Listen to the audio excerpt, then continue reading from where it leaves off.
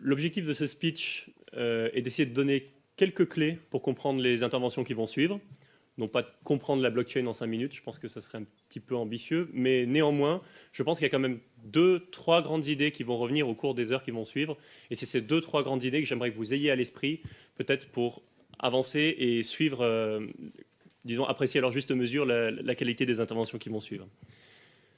D'où vient la blockchain? Pour comprendre ça, je pense qu'il faut revenir à 2008, se remettre dans le contexte, c'est-à-dire c'est un contexte de crise financière, un contexte de crise de confiance surtout dans les États, dans les banques, dans les monnaies. C'est à ce moment-là qu'émerge, ou du moins c'était déjà dans les idées, mais on va dire c'est à ce moment-là que se formalise l'idée d'une monnaie numérique. Donc cette monnaie numérique, bien sûr, c'est le Bitcoin. Bitcoin, c'est une monnaie qui a l'ambition de devenir en fait l'équivalent de l'euro, c'est-à-dire de l'argent liquide numérique. C'est une ambition assez forte et pour ça, donc, il y a 3 problématiques qu'il est important de garder à l'esprit.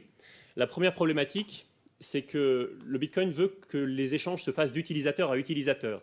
C'est-à-dire qu'aujourd'hui, pour payer un produit, là, si vous rentrez dans un magasin, vous avez le choix entre le payer en argent liquide ou le payer par exemple avec carte bleue. L'objectif du Bitcoin, c'est d'être l'équivalent de l'argent liquide, c'est-à-dire d'utilisateur à utilisateur. Le deuxième enjeu, empêcher que l'on donne 2 fois le même Bitcoin, c'est-à-dire empêcher que moi, je fasse de moi-même, depuis mon poste de la création monétaire, pour pouvoir me payer tout ce que je veux, parce qu'évidemment, la monnaie ne durerait pas dans ce cas-là. Le troisième enjeu, c'est dans ce contexte de crise, de garantir la monnaie sans autorité indépendante. Sans autorité supérieure, c'est-à-dire sans autorité centrale. Aujourd'hui, qui garantit l'euro? A priori, c'est la Banque centrale européenne. Avec les phénomènes de création monétaire qu'on connaît, on comprend bien que la confiance n'était pas là. L'objectif, c'était donc de se passer de cet tiers. Les solutions qui ont été trouvées. La solution donc à donner de main en main, c'est l'échange, ce qu'on appelle peer-to-peer, c'est-à-dire d'ordinateur à ordinateur, d'utilisateur à utilisateur. C'est ce qui est aujourd'hui utilisé, enfin c'était déjà utilisé pour les téléchargements. La solution au deuxième problème, qui était donc de pouvoir s'assurer qu'il n'y ait pas de création monétaire, c'est les transactions sont toutes sur un registre. C'est ce registre-là qui va lister les transactions et on pourra remonter ce registre pour vérifier que moi, lorsque je donne par exemple un Bitcoin à quelqu'un d'autre, je ne crée pas ce Bitcoin, que je l'ai bien reçu en amont. Enfin, la troisième solution, la troisième réponse, c'est-à-dire la réponse à cette envie de ne pas avoir d'autorité supérieure, c'est le fait qu'en fait, on n'a pas une autorité au-dessus qui chapeaute, mais ce sont les utilisateurs entre eux qui vont valider ou non les transactions, remonter d'eux-mêmes l'historique, et pour ça, ils ont tous une copie de ce registre. Et c'est-à-dire que ce n'est pas qu'on a un registre quelque part qui est stocké dans un serveur et après on fait des copies. Non, c'est que un certain nombre d'utilisateurs ont des copies de ce registre qui sont mises à jour régulièrement. Pourquoi je passe autant de temps sur le Bitcoin? Parce qu'en fait, ces solutions techniques qui ont été trouvées, dans leur ensemble, c'est ça qui constitue la blockchain. La blockchain, c'est en fait ce registre sur lequel toutes les transactions sont écrites les unes après les autres. Je pense qu'il y a un certain nombre d'entre vous qui le savent, mais je pense que c'est important de revenir là-dessus. Ces réponses-là ayant été posées, est venu le temps, peut-être 2014, presque un temps de maturité, je ne sais pas si c'est le bon mot, mais en tout cas de prise de recul. C'est-à-dire qu'on s'est dit, bon, ces solutions techniques qui ont été trouvées, elles sont très bien, elles sont parfaitement appliquées à une monnaie. Maintenant, est-ce qu'on peut prendre du recul et penser plus largement, peut-être l'appliquer à d'autres choses, à d'autres types d'informations? Et donc on a commencé à raisonner autrement.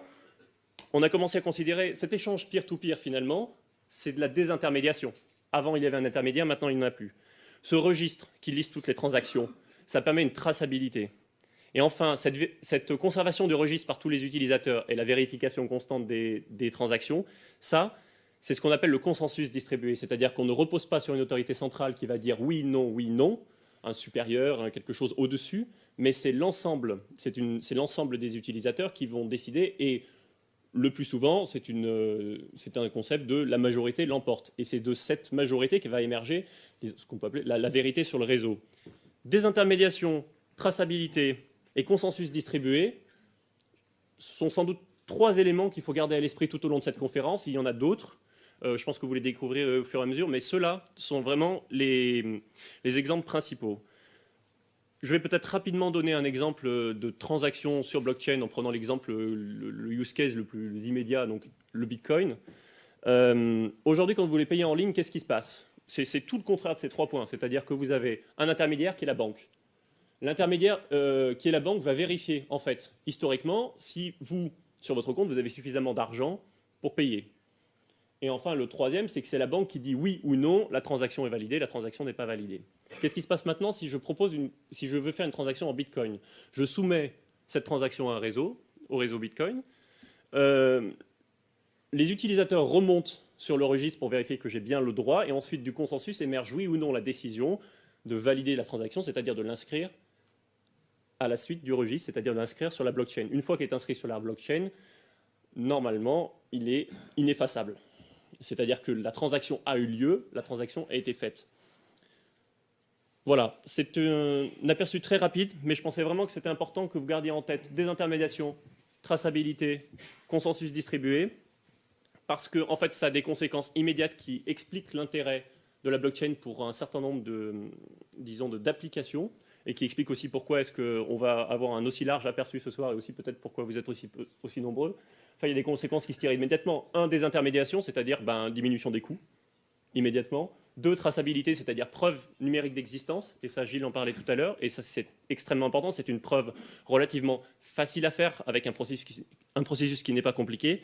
Et 3, consensus distribué, a priori ça facilite et le travail ensemble, qui est en ligne, qui est toujours très compliqué, donc la décentralisation, et également la sécurité et l'infalsification de ces preuves d'existence. Voilà, c'est un aperçu rapide, mais on a pris la décision de laisser le plus de temps possible aux intervenants, et je vous remercie beaucoup d'être là. Excellente conférence.